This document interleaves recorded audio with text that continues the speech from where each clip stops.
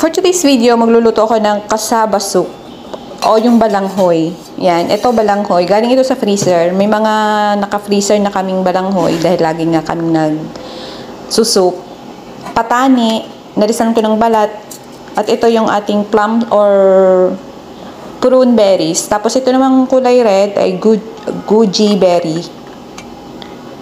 Nilalagay talaga yun sa soup. At naglagay din ako ng meat. Lagay ako ng tubig.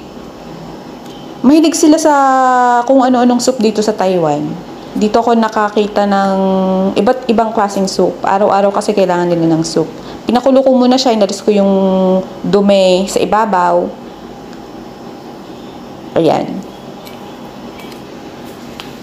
Pagkatapos kong malinis, maglalagay na ako ng seasoning.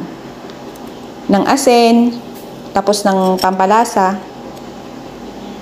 Dahil soup, konting-konti lang yung asin para hindi siya umalat. O, ang ganda ng kulay ng balanghoy. Yellow. Asa ayan. Pinakuloan ko pa ulit siya ng isang kulo dahil nagdagdag ako ng tubig. Kulang kasi yung sinabaw ko kanina. At pagkatapos kong matanggal yung mga dumi-dumi sa ibabaw, pahihinaan ko na siya hanggang sa lumambot ang ating cassava or balanghoy. Kamoting kayo sa Tagalog. Sobrang hinang apoy lang. Ayan na. After 1 hour, malambot na yung ating kamote, yung ating cassava, pati yung ating prune or plum berry. Plum berry yan yung dried. Ayan. Ang ganda niya, ang ganda ng kulay. Isasalin na natin dahil kakain na kami. Kahit anong klase ng ang dami nilang iba't ibang klase ng soup dito. Kung ano-ano na lang ang kanilang ginagawang soup. Kahit nga yung chicken feet, ginagawa nilang soup. Tapos yung karne ng kambing, pinakagusto ko yon, yung karne ng kambing na ginagawa nilang soup. Hindi ko hinihigop yung sabaw dahil masyado siyang maalat. Yung karne lang yung aking kinakain. Mahilig din sila sa karne ng kambing.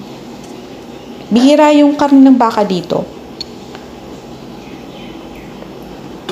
Dito ko rin lang yan natikman. Yung balanghoy na ginagawang soup. Isa to sa pinaka-paborito kong soup dito sa Taiwan. Malilamnam siya dahil yung patani. Tinanggalan ko ng balat yung patani para yung sabaw niya mag-savory. Yung flavor. Savory flavor.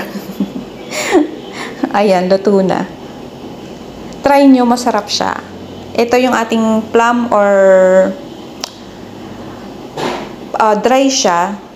Dried prune berry or plum berry.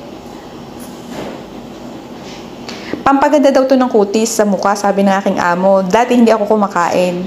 Pero simula sabihin sa akin, like ko na siya kinakain.